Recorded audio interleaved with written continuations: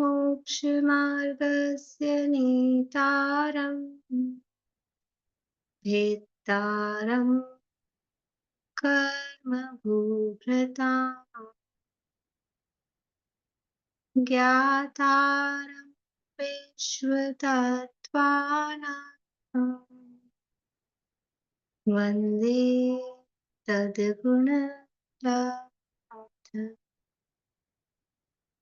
वन्दे तद्गुणलब्धं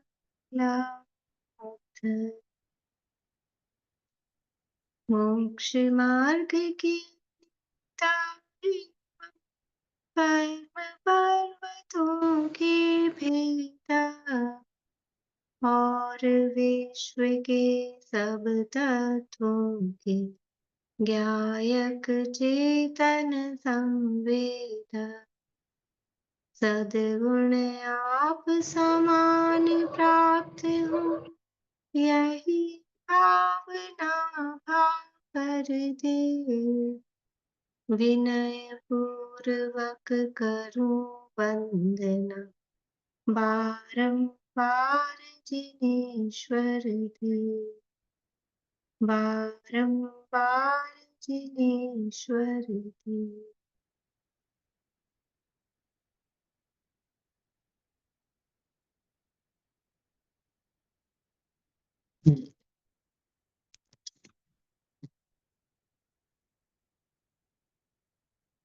लोग पाठ करेंगे सूत्र पाठ। हाँ सुमन जी करिए।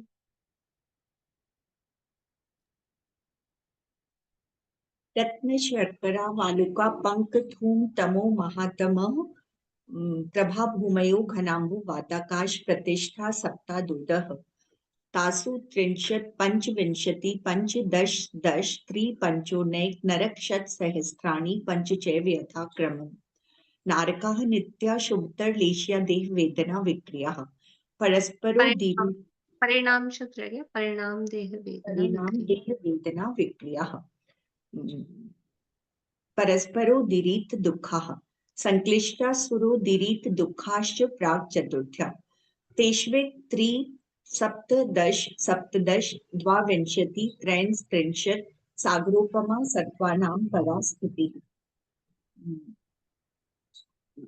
जम्बूद्वीप लवणोदादयः शुभनामानो द्वीप समुद्रः द्वयो विष्कम्भो द्विर्द्विर्विष्कम्भा पूर्व परिक्षेपिणो वलया कृतः तन्मध्ये मेरुनाभिर्वृत्तो योजन शत सहस्र विष्कम्भा जम्बूद्वीपः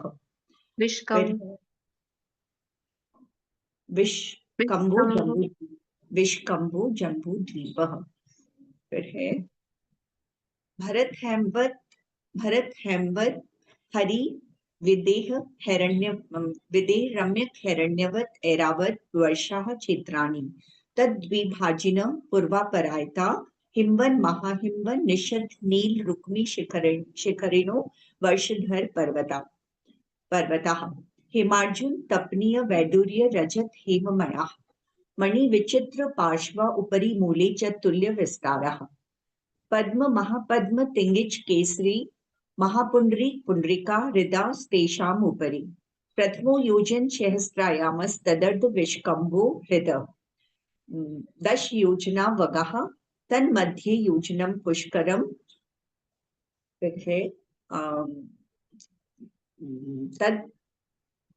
तद्विगुण विस्तारः हृदा पुष्कराणि च द्विगुण द्विगुणा विस्तारः द्विगुण द्विगुणा हृदः पुष्कराणि च द्विगुण द्विगुणा हृदा पुष्कराणि नहीं क्या है हृदा पुष्कराणि च हाँ तद्विगुण द्विगुणा हृदः पुष्कराणि च तन्निवासिन्यो तन्मध्ये नहीं तन्निवासिन्यो श्री ह्री धृति तन्निवासिन्यो देव्यः श्री ह्री धृति कीर्ति बुद्धि लक्ष्मय पल्योपम स्थितयो ससामानिक पारिषदकः। फिर है गंगा सिंधु रोहित रोहितास्य हरित हरिकांता सीता सीतोदा नारी नरकांता स्वर्ण रूप्यकुला रक्ता रक्तोदाः तेषाम् सरितस्तन्मध्यगा द्वयोर्द्वयो पूर्वा पूर्वकः शेषास्त्वपर्गः चतुर्दश नदी सहस्र परिवृत्ता गंगा सिंधु वादयो नद्यः। भरत भरत षड्विंशति पंच योजन शत विस्तार षट चैकोन विंशति भागा योजनस्य तद्विगुण द्विगुण विस्तारः वर्षधर वर्षा विदेहान्ताः उत्तरा दक्षिण तुर्याः भरतैरावत योर्वृद्धिहासौ षट समयाभ्याम उत्सर्पिण्य अवसर्पिणीभ्याम ताभ्याम परा भूमयो वस्थिता एक द्वि त्रि पल्योपम स्थितयो हेमवतक हारिवर्षक देव कुरुत्तर कुरुभ्यः। नहीं देव पूर्वकः। हाँ देव कुरुवकः तथोत्तरः विदेहेषु संख्येय कालः भरतस्य विष्कम्भो जम्बूद्वीपस्य 90 भागः।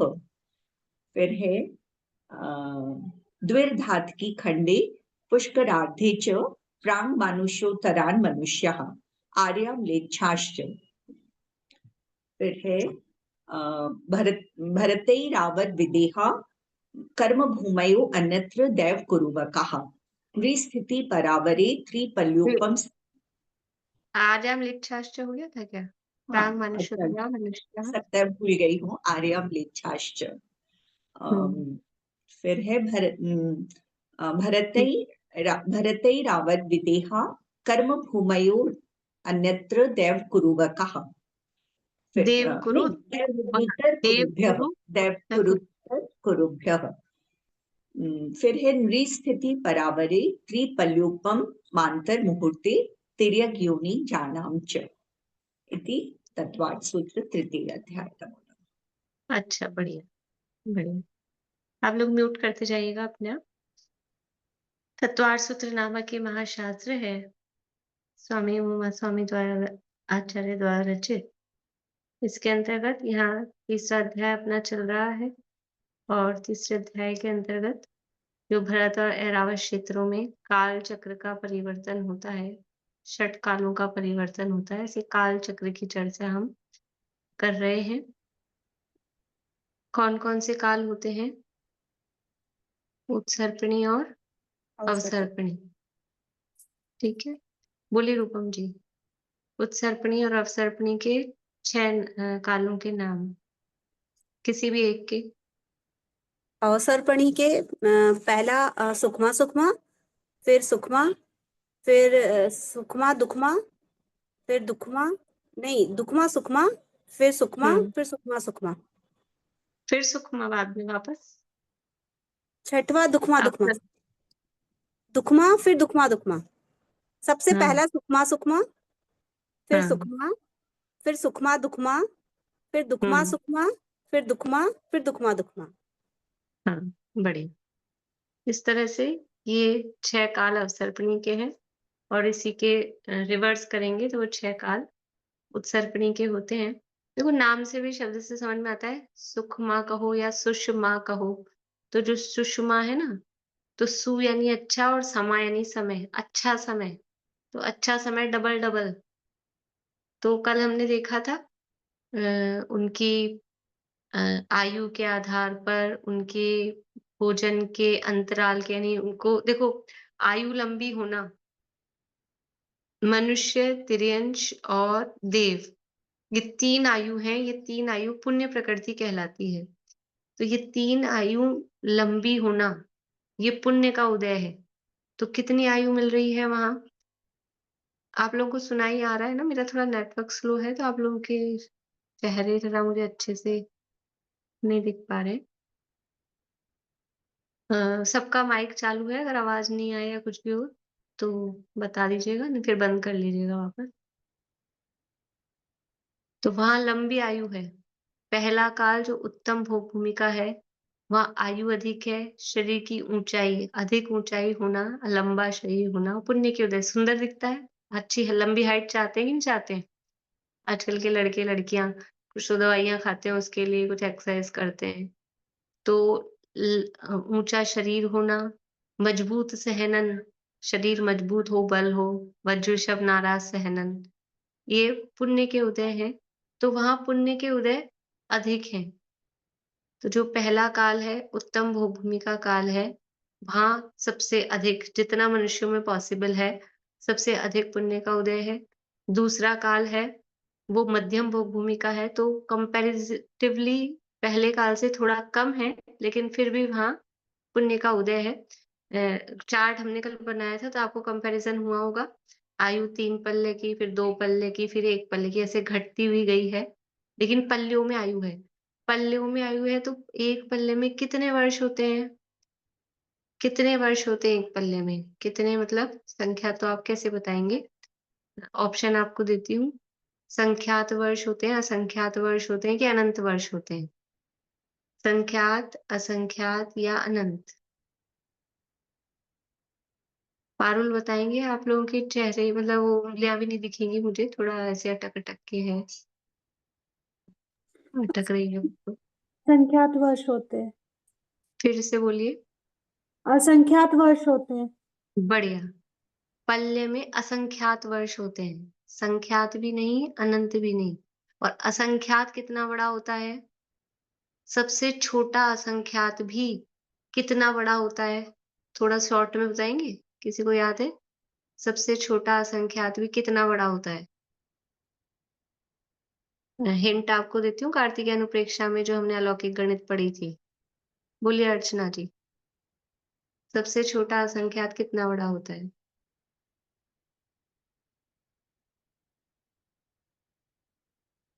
अर्चना जी। मैम मेरे को अभी एकदम याद नहीं आ रहा है। चलिए, कौन बता सकते हैं?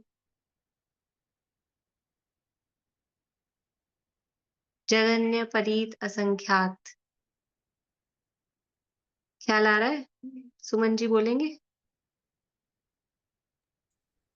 वो जो जगन्य परीत असंख्यात +1 है, तो जगन नहीं, जगन परीत असंख्यात +1 नहीं करना, उसमें से -1 करते हैं तो उत्कृष्ट संख्यात आता है। हाँ जगन हाँ परीत असंख्यात क्या है? जम्बूद्वीप प्रमाण, गड्ढा, हाँ, वो जो उसको गड्ढा खोदना सरसों है। शिखाऊ भरा, हाँ याद हाँ आया अर्चना जी? हाँ हाँ। सरसों शराब। उसमें सरसों भरी, शिखाओं तक भरी, फिर एक-एक दाना एक द्वीप में, एक समुद्र में, एक द्वीप में, एक समुद्र में डाला। फिर जहाँ वो सरसों खत्म हो गई, उस द्वीप या समुद्र के प्रमाण खड्डा किया और हाँ फिर हाँ। उसमें सरसों के दाने भरे, उसको शिखाओं तक भरा। पारुल याद आया? हम्म हम्म फिर वो जो दाने भर गए, उसके बाद में फिर एक द्वीप, एक समुद्र, एक द्वीप, समुद्र मतलब फिर एक दाना वो अपन ने 4 कुंड बनाए थे ना? हम्म। अनवस्था कुंड, शलाका कुंड, प्रतिशलाका कुंड और त्रिशला। महाशलाका कुंड। हम्म तो वो फिर जब ये एक कुंड भर जाता है अनवस्था कुंड, तब एक दाना एक शलाका कुंड में डालते हैं। फिर दूसरा अनवस्था कुंड भरता है जब दूसरा दाना डालते हैं, ऐसे शलाका कुंड भरे, फिर प्रतिशलाका कुंड भरे और जब महाशलाका कुंड भर जाए, तब वो जो अंतिम द्वीप समुद्र का जो प्रमाण उसमें जो सरसों आती है उसका जो प्रमाण है, वो होता है जघन्य असंख्यात, जघन्य परीत असंख्यात। तो इतनी आपका लंबी आयु। प्रश्न क्या पूछा था? प्रश्न ये पूछा था सबसे छोटा असंख्यात भी कितना होता है? तो सबसे छोटा असंख्यात जघन्य परीत असंख्यात होता है। हाँ सबसे छोटा असंख्यात कौन सा होता है? हाँ, परिता जगन्य। संख्यात, हम्म युक्ता संख्यात और असंख्यात असंख्यात और परिता संख्यात में भी जघन्य। हाँ ख्याल आ रहा है हाँ ना? हाँ हाँ, बिल्कुल। हम्म और एक पल्ले की आयु है तो पल्ले से भी जो अपन ने वो खड्डा बनाया है उसमें रोम भरे हैं, वो असंख्यात वर्षों बाद फिर एक मतलब 100 वर्ष बाद एक बाल निकालना है।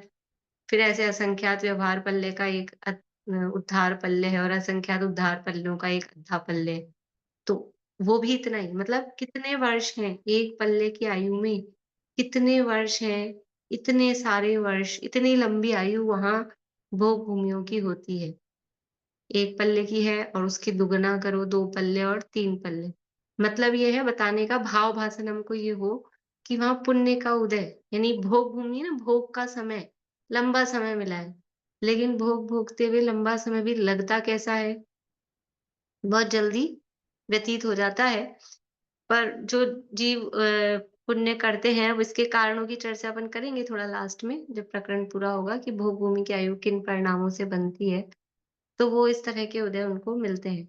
तो कल हमने देखा था कि वहाँ जो कुछ कॉमन विशेषताएँ हैं, वो सब हमने देखी थी कि भोग भूमियों में अकाल नहीं पड़ता, बाढ़ नहीं आती है, विकलेंद्रीय जीव नहीं होते हैं, असंगी जीव नहीं होते हैं। सब समझ लीजिए युगल या जन्म होता है, युगल या ही मरण होता है। छींक और उबासी के माध्यम से उनका मरण हो जाता है। सबके वज्र शव नाराज़ सहनन होता है और रोज़ बार-बार में भोजन नहीं करना पड़ता है।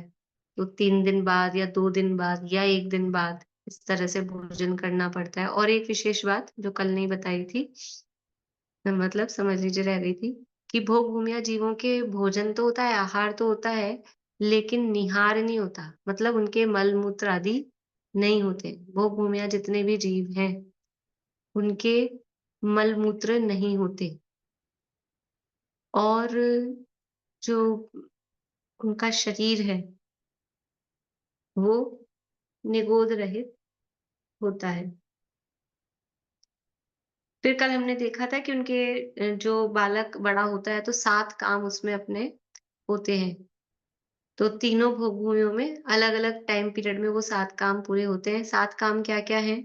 बताएँगे कोई? ललतेश जी आपने लिखे थे कल 7 काम।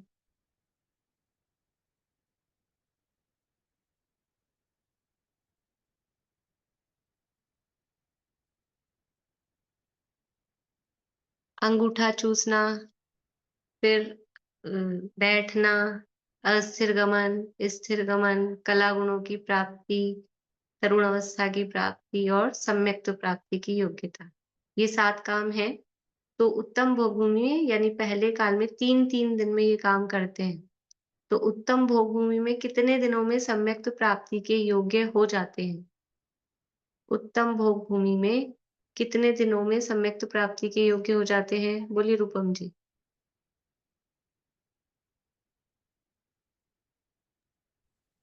21 दिन में दीदी। बढ़िया। 7 काम है, हर काम में 3 दिन लग रहे हैं, तो 21 दिन में सम्यक्त्व प्राप्ति के योग्य हो जाते हैं। हम लोग साधारणतः जो अपन कहते हैं अपने लिए कि हम कितने दिन में सम्यक्त्व प्राप्ति के योग्य होते हैं मनुष्य? वर्ष। तो गर्भ काल सहित 8 वर्ष, लगभग सवा 7 साल या सामान्य रूप से 8 वर्ष भी कहो तो हम तो 8 साल बाद सम्यक्त्व प्राप्ति के योग्य होते हैं। लेकिन वहाँ भोग भूमि में, दीदी उत्तम भोग भूमि में 21 दिन में ही वो सम्यक्त्व प्राप्त कर सकते हैं। अच्छी बात है या बुरी बात है? अच्छी। अच्छी बात है ना? हाँ, कुछ पूछना है दीदी आपको रूपम? वो जैसे हमने सुना है कि व्रज वृषभ नारद सैनन तो उसी भव से जो मोक्ष जाते हैं उन्हीं के होता है। नहीं, उसमें तो ही गलत जगह लगा हुआ है आपके। जो उसी भव से मोक्ष जाते हैं, उनके वज्रऋषभ नाराज सहनन ही होता है। लेकिन जिन-जिन के वज्रऋषभ नाराज सहनन होता है, वो उसी भव से मोक्ष जाते ही हों, ऐसा नियम नहीं है। मतलब एक साइड का नियम है कि जो मोक्ष जाएँगे, उनके वज्रऋषभ नाराज सहनन ही होगा। ये बात सही है। लेकिन जिन-जिन के वज्रऋषभ नाराज सहनन होगा, वो सबके सब मोक्ष जाएँगे, ऐसा नहीं है। क्योंकि 7वें नरक भी कौन जाता है?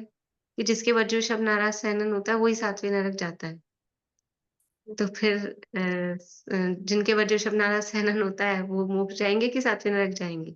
वो तो डिपेंड करता है परिणामों पे। लेकिन अगर मोक्ष जा रहे हैं, तो उनके सहनन कौन-सा होगा? वज्रऋषभ नाराज सहनन ही होगा। ठीक है। तो उत्तम भोग भूमि में 21 दिन में सम्यक्त्व प्राप्ति के योग्य हो जाते हैं। मध्यम भोग भूमि में 35 दिन में सम्यक्त्व प्राप्ति के योग्य होते हैं। 7 काम हैं, 5-5 दिन में वो काम करते हैं, तो 35 दिन में सम्यक्त्व प्राप्ति के योग्य होते हैं। और जघन्य भोग भूमि में 49 49 दिनों में 7 काम है, 7-7 दिन में प्रत्येक काम सीखते हैं, तो 49 दिनों में सम्यक् प्राप्ति के योग्य होते हैं। पारुल कुछ पूछना है? कुछ पूछना हो तो मुझे, अच्छे से चेहरे दिख नहीं रहे हैं, तो आप चालू करके पूछ लीजिएगा। तो इस तरह से ये कल अपन ने देखा था। अब यहाँ जो सम्यक्त प्राप्ति का कारण क्या है? वहाँ मंदिर होते हैं क्या? स्वाध्याय होता है क्या? क्लास चलती है ज़ूम पे? मंदिरों में कोई स्वाध्याय वगैरह? कि वहाँ इस तरह के तो कोई साधन नहीं होते, क्योंकि भोगों की प्रधानता है। सामान्य रूप से वहाँ इस तरह का जैसा धार्मिक वातावरण अपने यहाँ होता है, शिविर लग रहे हैं, आयोजन हो रहे हैं, विधान हो रहे हैं, मंदिर जा रहे हैं, पर्व मना रहे हैं, इस तरह के सामान्य रूप से आयोजन वहाँ पर नहीं होते। लेकिन फिर भी वहाँ पर सम्यक्त प्राप्ति के कारणों में जाति स्मरण ज्ञान, वहाँ जीवों को जाति स्मरण ज्ञान हो जाता है। तो जाति स्मरण ज्ञान, देव आते हैं, वो उपदेश दे देते हैं, प्रतिबोध दे देते हैं, सदुपदेश देते हैं। तो देवों द्वारा उपदेश और चारण रिधिधारी मुनिराजों द्वारा उपदेश, ये 3 कारण हैं जो बाहर में ये 3 कारण हैं जिनके माध्यम से वहां पर भी सम्यक्त प्राप्ति उनको हो जाती है। बाहर में निमित्त क्या होगा? देखो, सम्यक्त प्राप्ति कोई भी काम होता है तो उसमें एक काम होने में अनेक कारण होते हैं, तो निमित्त भी एक नहीं होते। हमने एक बार निमित्त उपादान के संबंध में चर्चा की थी कभी किसी क्लास में। तो निमित्त भी 2 प्रकार के हैं, अंतरंग निमित्त और बहिरंग निमित्त। आवाज आ रही है ना बराबर? तो अंतरंग निमित्त तो क्या है? सम्यक्त प्राप्ति में अंतरंग निमित्त है कर्म का उपशम, क्षयोपशम या क्षय।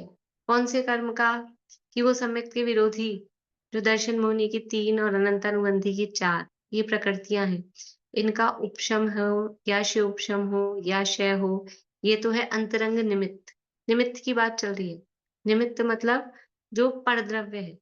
निमित्त का मतलब उसमें काम नहीं हो रहा, काम हो रहा है तब वो प्रेजेंट है, उसकी ये स्थिति तब अवेलेबल है, तो वो कहलाता है निमित्त।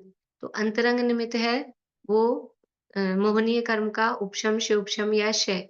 और बहिरंग निमित्त क्या होगा? बाहर में कोई ना कोई निमित्त होगा, समय प्राप्त हो रहा है तो या तो जाति स्मरण हो गया हो, या किसी देव ने आके संबोधन दिया हो, या कोई मुनिराजों ने आके संबोधन दिया हो, तो वो बहिरंग निमित्त वहां पर उपस्थित हो जाते हैं। बाकी कोई मंदिर वगैरह या इस तरह के धार्मिक वातावरण वहां पे सामान्य रूप से नहीं होता है। वहाँ भोग भूमि में कोई जीव मुनिराज बन सकते हैं क्या? भोग भूमि के जो मनुष्य हैं, क्या वो मुनि बन सकते हैं? नहीं बन सकते। भोग भूमियों में, तीनों ही प्रकार की भोग भूमियों में, तीनों ही प्रकार के कालों में चौथे गुणस्थान से ऊपर का गुणस्थान नहीं हो सकता। मनुष्य और तिर्यंच दोनों को ही अगर मैक्सिमम गुणस्थान होगा तो चौथे गुणस्थान से ऊपर, यानी वहां के जीव संयम धारण नहीं कर सकते हैं। भोगों की प्रधानता है, संयम धारण नहीं कर सकते हैं। शास्त्रों में उदाहरण आता है, अभी तो मैं पूछती नहीं हूँ आप लोगों से क्योंकि मेरे को अच्छे से समझ नहीं आ रहा आप लोग बताना चाह रहे हैं, पता लग रहा है या नहीं, कि क्या किसी जीव को भोग भूमि में सम्यक दर्शन हुआ, मतलब कोई उनको संबोधन करने गया, फिर उनके संबोधन से उनको वहां सम्यक दर्शन की प्राप्ति हुई। तो आप लोग पढ़ेंगे आदिनाथ भगवान का पुराण, आदि पुराण में, आदिनाथ भगवान के पुराण में आता है कि वो 10 पूर्व भावों की कथा आती है। तो 10वें पूर्व भाव में जो वो राजा थे, उनका मंत्री था, मंत्री जैन और धार्मिक था, वो मंत्री मुनि भी बन गए थे। पर ये जो राजा थे, वज्रजंग राजा नाम था, इनको अपनी पत्नी से अत्यंत प्रेम था और इन्होंने दीक्षा नहीं ली थी उस समय। फिर बाद में इन्होंने मुनिराज को आहार दान वगैरह दिया और पति पत्नी दोनों ने ही, और भोग भूमि में जाके उत्पन्न हुए। तो वहां पर ये जो इनके मंत्री का जीव था, वो राजा से लगाव था विशेष, राजा को धर्म में लगाना चाहता था। तो वो फिर जो मुनि बन गए थे, वो मुनिराज चारण रिधिधारी थे और वो वहां भोग भूमि में उनको संबोधन करने के लिए गए। तो इस तरह से शास्त्रों में हमको प्रथमान योग में इसकी मतलब प्रमाण भी मिलते हैं कि इस तरह से ये होता है। इसके अलावा देवों के, देव तो आ ही जाते हैं, कहीं भी जा सकते हैं।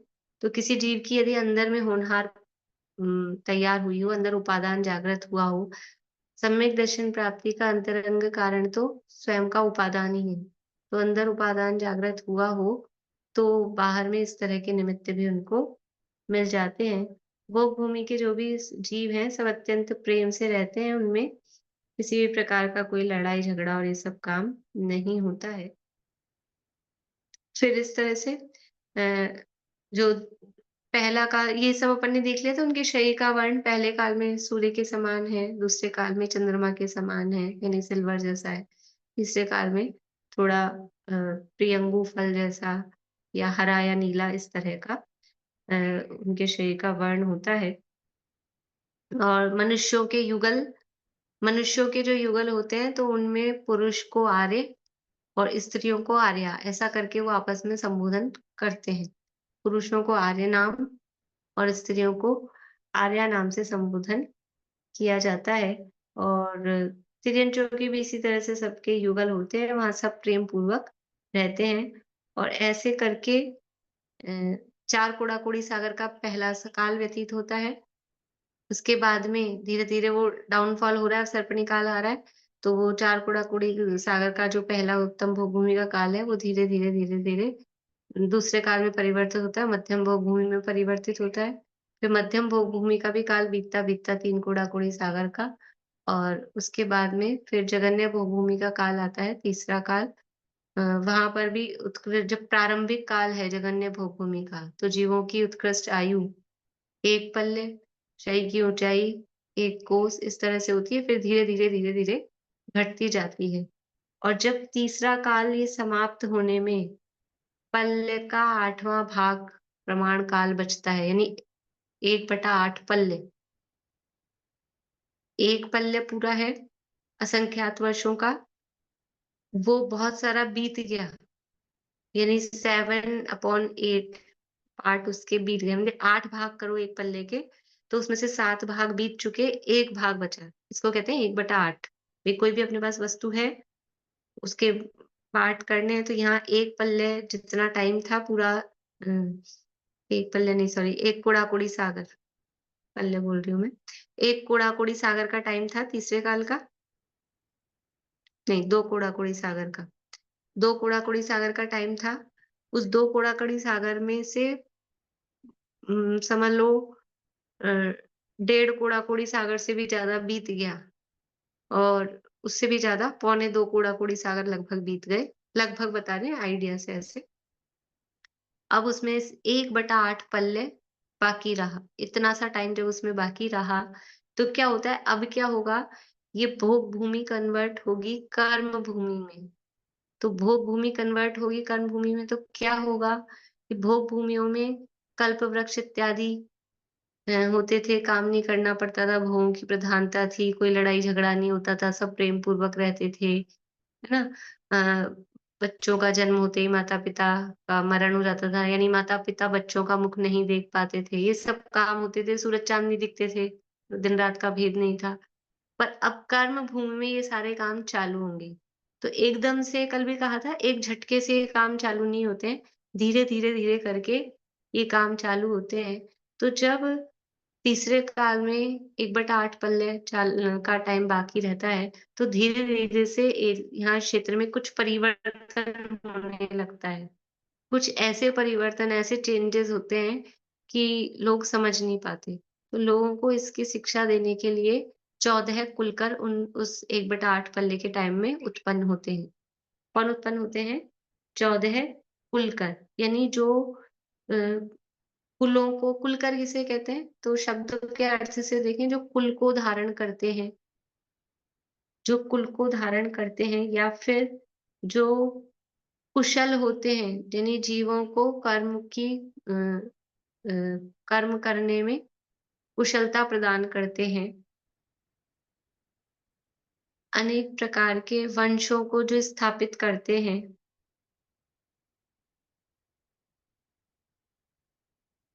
वे कुलकर कहलाते हैं। तो तीसरा काल अभी भोग भूमि का ही चल रहा है, जगन्य भोग भूमि का ही तीसरा काल जब चल रहा होता है, उसके लास्ट टाइम पर जो ये मतलब क्या बोलते हैं, संक्रमण का टाइम होता है ना, मिक्स वाला जो टाइम होता है, कि भोग भूमि धीरे-धीरे खत्म हो रही है और कर्म भूमि एकदम चालू नहीं हुई है, लेकिन भोग भूमि का जो इफ़ेक्ट है वो कम होता जा रहा है। तो ये जो चेंजेज़ हो रहे हैं इस समय, इस परिवर्तन के काल में 14 कुलकर होते हैं, एक के बाद एक होते हैं। तो यहाँ इस युग में भी 14 कुलकर हुए, जिन्होंने जीवों को ये जो युग परिवर्तन हो रहा था, उसके माध्यम से जीवों को ज्ञान कराया कि किस तरह से इन समस्याओं से निपटा जाए। तो जो 14 कुलकर हुए हैं, वो अलग-अलग उन्होंने काम बताए हैं। तो इनकी डिटेल तो शास्त्रों में अपने को मिलती है। थोड़ा सामान्य से देखते हैं। पहले कुलकर का नाम था प्रतिश्रुति। पहले कुलकर का नाम प्रतिश्रुति। और जब भोग भूमि का काल चल रहा था, उस समय सूरज-चाँद दिखाई नहीं देते थे, यानी दिन-रात का भेद नहीं था, ये आपको कल बताया था। दिन-रात का भेद नहीं होता, तो क्यों नहीं होता? कि सूरज-चाँद कहाँ गायब हो जाते हैं? कि सूरज-चाँद रहते तो वही हैं आकाश में, लेकिन भोग भूमियों में रत्नों का प्रकाश होता है। अभी 10 प्रकार के कल्प वृक्षों की चर्चा भी अपन ने नहीं की है, वो भी करेंगे नेक्स्ट क्लास में। तो जो एक दीपांग और ज्योतिरांग नाम के कल्प वृक्ष होते हैं, उनके माध्यम से रत्नों का प्रकाश होता है।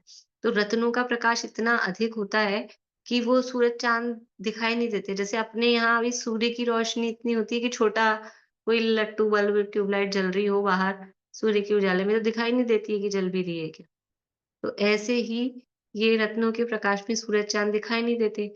अब जैसे-जैसे ये भोग भूमि खत्म होती जा रही है, तो रत्नों का प्रकाश मंद पड़ता जाता है। रत्नों का प्रकाश मंद पड़ता जाता है, तो वो आकाश में सूरज-चाँद दिखाई देने लगते हैं। तो वो भोग भूमि के जीव अत्यंत भोले होते हैं। वहाँ किसी भी प्रकार की कोई किसी को दंड देना पड़े, कोई कहा था 5 पाप होते नहीं है, तो कोई सज़ा वगैरह का कोई प्रोविज़न वहाँ पर होता नहीं है। तो जब उनको वो सूरज-चाँद दिखने लगे तो वो सब डर गए कि ये क्या आ गया नया? ऐसा जैसे अभी अपने को कुछ दिखने लगे आसमान में अचानक से, तो ऐसे लगे कौन-सा कोई प्लैनेट आ गया, कोई ग्रह आ गया, कोई क्या आ गया, ऐसा। तो वो वहाँ डरने लगे, तो जो पहले खुलकर हुए प्रतिश्रुति, उन्होंने ये जो आकाश में सूर्य-चंद्र देख के प्रजा उनकी भयभीत हुई, ये कुलकर है, राजा के समान है। जैसे राजा होते हैं, वैसे ही कुलकर हैं। तो जो जनता उससे भयभीत होने लगी, तो उन्होंने जनता के इस भय को दूर किया सूरज-चाँद का परिचय देकर। फिर इसके बाद में काफ़ी समय बाद, बहुत काल बीत गया, उसके बाद दूसरे कुलकर हुए सन्मति नाम के। फिर इसके बाद में सूर्य जब अस्त हो जाता था, अब सूरज-चाँद है तो सारे दिन तो रहेंगे नहीं, सूरज अस्त हो जाता है, सूरज अस्त हो जाता है तो वो तारे वगैरह दिखने लगते हैं। तो अंधकार हुआ उससे, और तारों को देखने से फिर जनता डरने लग गई। तो उन्होंने फिर ये भी बताकर कि ये भी तारे हैं, ज्योतिष देवों के विमान हैं, इनसे डरने की आवश्यकता नहीं है। अभी ये तेजांग जाति के जो कल्पवृक्ष हैं, उनका प्रकाश मंद पड़ने से दिखाई दे रहे हैं। ऐसा उन्होंने समझाकर जनता का भय दूर किया। फिर कुछ समय बाद तीसरे कुलकर हुए क्षेमंकर नाम के। क्षेमंकर नाम के तीसरे कुलकर हुए, और जब भोग भूमि का समय था, तो उस समय जो वाइल्ड एनिमल्स थे, वाइल्ड एनिमल्स भी वो वाइल्ड नहीं थे, मतलब उनसे किसी को डर नहीं लगता था। वो किसी को मारते नहीं थे, सब प्रेम से रहते थे। मांसाहारी नहीं होते थे। शेर, चीते अ, इत्यादि भी मांसाहारी नहीं होते थे उस समय। सब अपने शांति से रहते थे। पर अब जैसे-जैसे भोग भूमि का प्रभाव मंद पड़ने लगा, तो उनमें क्रूरता आने लगी। तो उनकी क्रूरता देखकर अब जनता डरने लगी। तो फिर जो तीसरे क्षेमंकर कुलकर हुए, उन्होंने बताया कि अब इन तिर्यंचों का विश्वास नहीं करना। अब ये क्रूर होंगे, तो यथा योग्य अपनी सुरक्षा जिस भी तरह से रख सके, वैसे सुरक्षा का उपाय रखना। बोलिए रूपम। दीदी, ये कुलकर कितने ज्ञान के धारी होते हैं फिर? ये कुलकर 3 ज्ञान के धारी होते हैं, इनको अवधि ज्ञान भी होता है। 3 ज्ञान के धारी ये कुलकर होते हैं। और कुलकर कौन होते हैं कि पूर्व भव में ये विदेह क्षेत्र में राजा के पुत्र होते हैं, राजकुमार होते हैं। पिछले भव में, इस भव से पिछले भव में विदेह क्षेत्र में राजा के पुत्र होते हैं, मतलब अच्छे घराने से होते हैं, और धर्म के आराधक होते हैं, लेकिन कुछ विराधना के फलस्वरूप मनुष्य आयु का बंध कर लेते हैं। मनुष्य आयु का बंध कर लेते हैं, और फिर आहार दान आदि के प्रभाव से या भोग भूमि में, अभी भोग भूमि ही चल रही है, कर्म भूमि नहीं आई है, तो या भोग भूमि में ये फिर उत्पन्न होते हैं। और क्योंकि ये सम्यक दर्शन सहित यहाँ भोग भूमि में उत्पन्न होते हैं, तो शायिक सम्यक दृष्टि होते हैं। मतलब भोग भूमि में यदि कोई जीव सम्यक दर्शन सहित उत्पन्न हो रहा है, तो वो शायिक सम्यक तो सहित ही उत्पन्न हो सकते हैं। सम्यक दर्शन लेकर अगर कोई जीव भोग भूमि में आ रहे हैं, मनुष्य एक्सपीरियंस, तो वो शायिक सम्यक दृष्टि ही हो सकते हैं। बोलिए।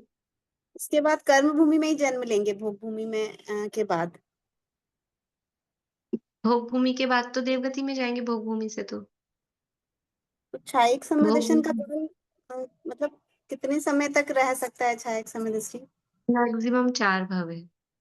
तो एक भाव जिस भाव में उत्पन्न हुआ था, दूसरा भाव भोग भूमि का हुआ, तीसरा भाव देवगति का हुआ, फिर चौथे में मनुष्य में आके मोक्ष चले जाएंगे। तो मैक्सिमम 4 भव है। और अगर पहले आयु मनुष्य की नहीं बांधी हो, शायिक सम्यक दर्शन प्राप्त किया जिस भाव में एक भाव, फिर मनुष्य की आयु नहीं बांधी तो देव में ही जाएंगे, देव में गए, फिर वहां से आएंगे, मनुष्य बनेंगे और मोक्ष चले जाएंगे। तो 3 भाव या 4 भाव, 4 भाव वो जिसने मनुष्य आयु पहले बांध ली हो उसकी अपेक्षा से मनुष्य अतिरिक्त। तो ऐसे ये कुलकर होते हैं जो पूर्व भाव में विदेश क्षेत्र से आए हुए होते हैं और शायिक सम्यक दृष्टि होते हैं, यहाँ राजा के समान होते हैं और इस तरह से प्रजा को उपदेश देते हैं, 3 ज्ञान के धारी होते हैं। फिर चौथे कुलकर हुए क्षेमंधर, तीसरे थे क्षेमंकर, क्षेमंकर तीसरे थे और क्षेमंधर ये चौथे कुलकर हुए। ये मैं आदि पुराण और हरिवंश पुराण के आधार से आपको बता रही हूँ। आदि पुराण के आधार पे मुख्य रूप से, और हो सकता है अन्य ग्रंथों में थोड़ा सा इनमें डिफरेंस मिलता है नाम में भी और उनके काम में भी, तो कुछ आगे पीछे हो तो मतलब उसमें कुछ इतनी बड़ी बात नहीं है। अलग अलग ग्रंथों में कुछ में थोड़ा बहुत फर्क मिलता है, तो हम इस एक ग्रंथ के आधार से ही बात कर रहे हैं।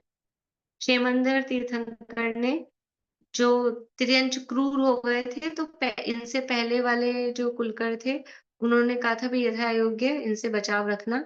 अब वो बचाव कैसे रखें, तो उन्होंने उनसे सुरक्षा के उपाय बताए कि डंडा रखा करो, डंडे से भगाया करो, क्योंकि वो उस काल के जीव अत्यंत भोले होते थे, तो उनको कुछ भी नहीं समझ आता था कि हम क्या करें कैसे करें। तो उन्होंने उनसे सुरक्षा के उपायभूत जो भी साधन है डंडा वगैरह वो रखने का उपदेश दिया। फिर 5वें कुलकर हुए सीमंकर, सीमंकर, सीमंकर नाम के 5वें कुलकर हुए। अभी क्या हुआ कि पहले सबके पास अपने अपने पर्सनल कल्पवृक्ष होते थे, जितने भी वहां पे युगल हैं सबके पास अपने 10 प्रकार के कल्पवृक्ष होते हैं, 10 जाति के, और सबके पर्सनल पर्सनल होते हैं कि जो उससे मांगेगा वो उसको मिलेगा। तो कोई किसी जब अपने पास खूब है अपना, तो दूसरे की हड़पने की क्या कोशिश करेंगे। लेकिन अब जैसे-जैसे डाउनफॉल होता जा रहा है, तो वो कल्प वृक्ष सामग्री देना बंद कर देते हैं। अभी देखो, कल्प वृक्ष सामग्री देना बंद कर देते हैं, ये काल का दोष है। बाहर से तो ये दिख रहा है काल का दोष है, अभी काल ऐसा आ गया। लेकिन एक्चुअल में क्या है कि ये डाउनफॉल आ रहा है ना, तो ये जीवों का पुण्य भी डाउनफॉल हो रहा है। यानी जीवों का पुण्य क्षीण होता जा रहा है, क्योंकि कल्प वृक्ष भी पुण्य प्रमाण सामग्री देते हैं। तो उनका पुण्य क्षीण होता जा रहा है, तो वो कल्प वृक्षों की सामग्री भी मतलब उनसे मिलना वो भी खत्म होती जा रही है, तो कल्प वृक्ष सामग्री नहीं दे पाते हैं, तो अब उनको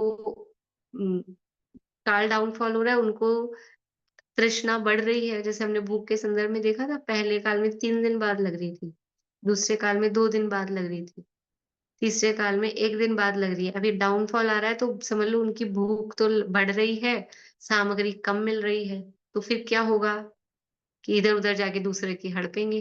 तो वो एक दूसरे के कल्प वृक्षों में मतलब इनमें लोभ की कषायों की वृद्धि होने लगी, तो एक दूसरे के कल्प वृक्ष पर अधिकार करने लगे, तो आपस में इनमें झगड़ा होने लगा। तो जो ये 5वें कुलकर हुए सीमंकर नाम के, उन्होंने सबके कल्प वृक्षों की सीमा निर्धारित कर दी, भई इतने तुम्हारे हैं, लड़ाई झगड़ा मत करो। ऐसा करके उन्होंने कल्प वृक्षों की सीमाओं का निर्धारण किया। फिर छठे जो कुलकर हुए सीमंधर नाम के। सीमंधर नाम के छठे कुलकर हुए। उनके समय में कल्प वृक्ष और ज़्यादा कम हो गए। पहले भी कम हो गए थे, अभी और ज़्यादा कम हो गए, तो और झगड़े बढ़ने लगे। तो उन्होंने सबके कल्प वृक्षों को मार्क कर दिया, चिन्हित कर दिया और उनका स्वामित्व विभाजन कर दिया, भई ये वाला तुम्हारा है, ये वाला तुम्हारा है, ऐसा करके उन्होंने कल्प वृक्षों को चिन्हित करके उनके स्वामित्व का विभाजन किया। इसके बाद में 7वें कुलकर हुए विमल वाहन नाम के। विमल वाहन नाम के 7वें कुलकर हुए। अब जीवों को इधर-उधर जाने-आने में क्योंकि शारीरिक शक्ति भी थोड़ी-थोड़ी कम होने लग गई, तो उनको दूर-दूर तक जाने-आने में बाधा का अनुभव होने लगा। गमनागमन में समस्या आने लगी। तो फिर जो विमल वाहन नाम के कुलकर हुए 7वें नंबर के, उन्होंने हाथी, घोड़ा आदि को सवारी के रूप में प्रयोग करने का उपदेश दिया कि हाथी पे बैठ के जाओ, घोड़ा पे बैठ के जाओ। ऐसा हाथी, घोड़ा को सवारी के रूप में यूज़ करने का उन्होंने उपदेश दिया। इसके बाद में 8वें कुलकर हुए चक्षुष्मान नाम के। चक्षुष्मान नाम के 8वें कुलकर हुए। तो अब तक क्या होता था कि अब तक संतान का मुख देखते ही मतलब संतान का मुख देखते ही नहीं थे, माता-पिता का मरण हो जाता था। अभी संतान का जन्म होने के बाद भी कुछ देर तक माता-पिता जीवित रहने लगे, मरण नहीं होता था होने लगा एकदम से। तो वो संतान को देख के डर गए, ये क्या निकल के आ गया? मतलब कभी देखा ही नहीं था ना ऐसे छोटे बालक, सब बड़े-बड़े ही दिखते थे। तो वो जब संतान का जन्म हुआ और माता-पिता जीवित रहे, उन्होंने संतान को देखा, वो संतान को देख के डरने लगे, ये कौन-सा प्राणी आ गया? तो संतान का परिचय देकर जो ये चक्षुष्मान नाम के कुलकर हुए, उन्होंने संतान का परिचय देकर उनका डर दूर किया कि डरो नहीं, तुम्हारे ही पुत्र-पुत्री हैं, तुम्हारी ही संतान है, ऐसा कह के उनका डर दूर किया। इसके बाद में फिर अब अ, इ इस समय तक तो माता-पिता बस संतान का मुख देखा, फिर कुछ समय बाद, थोड़ी देर बाद समझ लो कुछ साल बाद उनकी मृत्यु हो गई। अब माता-पिता और लंबे समय तक जीवित रहने लगे, तो अब इनको संतान को कैसे बुलाएँ, क्या करें? तो अगले जो कुलकर हुए यशस्वी नाम के, उन्होंने बालकों के नामकरण की शिक्षा दी कि इनके नाम रखो। पहले तो वही आर्य, आर्या, आर्य, आर्या वही चल रहे थे, माता-पिता रहते नहीं थे, तो दोनों ही होते थे, तो वही नाम चल रहे थे, आर्य बोले और आर्या बोले। अभी माता-पिता को फिर उन्होंने भी संतान का नाम रखो, तो संतान के नामकरण की शिक्षा यशस्वी नाम के कुलकर्णी ने दी। इसके बाद में 10वें नंबर पर अभिचंद्र नाम के कुलकर हुए। अभिचंद्र नाम के कुलकर हुए। फिर माता-पिता और थोड़े लंबे काल तक जीवित रहने लगे, अभी तक तो नाम रखा और फिर माता-पिता का मरण हो गया। अभी माता-पिता और लंबे काल तक जीवित रहने लगे, तो अब बच्चे रोते और भी कुछ काम करते, तो उनको कैसे पाला जाए? तो बच्चों को किस तरह से खिलाना-पिलाना, वो उनको शिक्षा देना, बोलना सिखाना, खेलना सिखाना, खाना सिखाना, ये सारी शिक्षाएँ अभिचंद्र नाम के कुलकर्णी ने दी माता-पिता को कि इस तरह से बच्चों को खिलाओ-पिलाओ, चुप कराओ, रो रहे हैं तो चुप कराओ, ऐसी। मतलब आप समझो कि अपने को लगता है इसकी भी क्या शिक्षा देने की ज़रूरत है? बालक रो रहा है तो। लेकिन उस समय के जीव इतने भोले थे और कभी देखा नहीं था, तो अब ये बालक रो रहा है तो क्या करें इसका? तो वो भी राजा को सिखाना पड़ा कि भैया इसको ऐसे करके चुप कराओ, इसको कुछ खिलाओ-पिलाओ जो भी ऐसा। फिर 11वें नंबर पे चंद्राभ नाम के कुलकर हुए। अभी तक तो भोग भूमि में सर्दी-गर्मी आदि ये सब बाधाएँ होती नहीं थी, अच्छा वातावरण रहता था। अब काल बदलने लगा तो धीरे-धीरे कभी सर्दी पड़ रही है, कभी गर्मी पड़ रही है।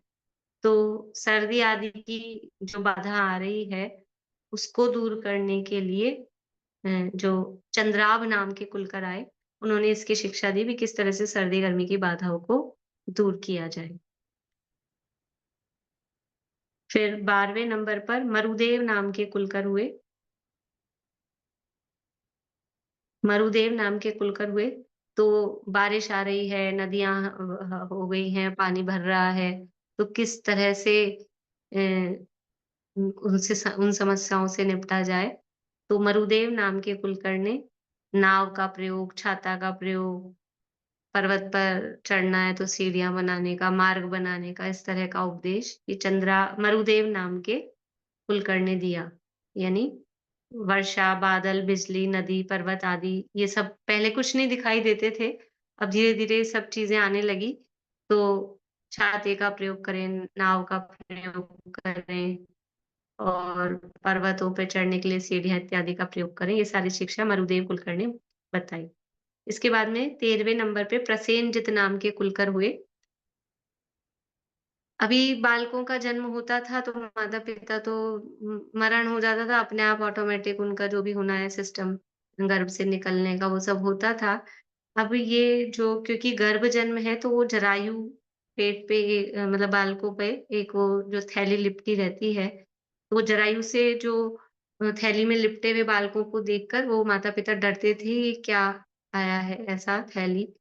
तो जो प्रसेनजित नाम के 13वें कुलकर हुए, उन्होंने ये जरायु को दूर करने का उपदेश दिया। जो थैली जो जिसे बोलते हैं वाटर बैग वगैरह उसमें लिपटे रहता है बालक गर्भ में, उस जरायु को दूर करने का उपदेश प्रसेनजित नाम के 13वें कुलकर ने दिया। और फिर अंतिम कुलकर हुए 14वें नाभिराय। कि जब बालकों का जन्म होता था तो उनका नाभि नाल जो माता से कनेक्शन रहता है नाभि के माध्यम से, वो नाभि नाल अत्यंत लंबा होता था। कल्प वृक्षों का सब अभाव हो चुका था। तो ये नाभि राय ने नाभि नाल को काटने का और अनाज उत्पन्न करने की विधि का उपदेश दिया। नाभि राय ने नाभि नाल को काटने का और अनाज उत्पन्न करने की विधि का उपदेश दिया। इस तरह से 14 कुलकर ये इन्होंने अनेक प्रकार के यानी जो समस्याएँ आ रही थी, भोग भूमि से कर्म भूमि में जो परिवर्तन हुआ, उस परिवर्तन को किस तरह से सँभाला जाए, उसमें किस तरह से अ, प्रजा अपना जीवन यापन करे, उसका जो उपदेश दिया, ऐसे वो कुलकर कहलाए और ये 14 कुलकर जब ये भूमि चेंज होती है, काल चेंज होता है, भोग भूमि से कर्म भूमि या कर्म भूमि से भोग भूमि परिवर्तन होता है, उस समय कुलकर उत्पन्न होते हैं। तो अभी इस समय ये 14वें कुलकर पता है आप लोगों को नाभि राय कौन थे? ये 14वें जो अंतिम कुलकर है, उन अंतिम कुलकर की संतान ही पहले तीर्थंकर होते हैं। अंतिम कुलकर की संतान ही प्रथम तीर्थंकर बनते हैं। इस तरह से नाभि राय जो पहले ऋषभदेव तीर्थंकर हैं, उनके पिताजी नाभि राय अंतिम कुलकर थे। अभी अपना समय हुआ है, अभी यहीं पूरा करते हैं, अभी फिर 3:15 से यहाँ मेरी क्लास है। अ, मंडे की जो भी क्लास अगर होगी, एक क्लास अगर इसी समय ले पाऊँगी तो मैं मैसेज डाल दूँगी, आप लोग मैसेज देख लीजिएगा। अभी जिनवाणी स्तुति संक्षेप में कर लेते हैं। निज निधि निज में बसाई, यह अनंत उपकार है, उसके लिए जिनवाना को वंदना शत बार, वंदना शत बार।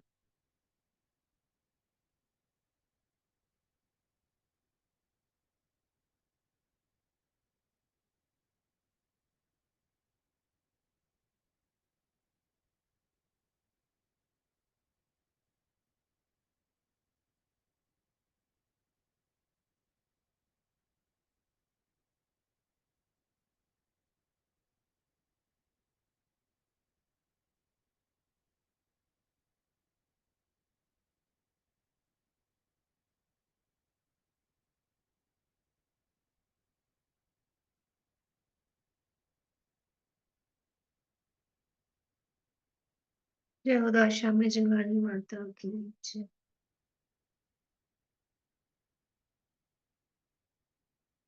जय श्री राम सभी को। दीदी आपका इसी लिंक पर आएगा क्या ये जो नेक्स्ट आपकी क्लास होगी? नहीं, वो चैतन्य धाम यूट्यूब चैनल पे आ रहा है लाइव, चैतन्य धाम पे। यही पूछ रही थी। Thank you. हाँ, और किसी को भी आप लोगों को सुनना हो, यूट्यूब चैनल पे चैतन्य धाम डालेंगे तो उस पे लाइव आएगा। हाँ, प्रीति अगर तुम अभी लाइव की डाल सको, हाँ चालू होगी लिंक तो डाल देना।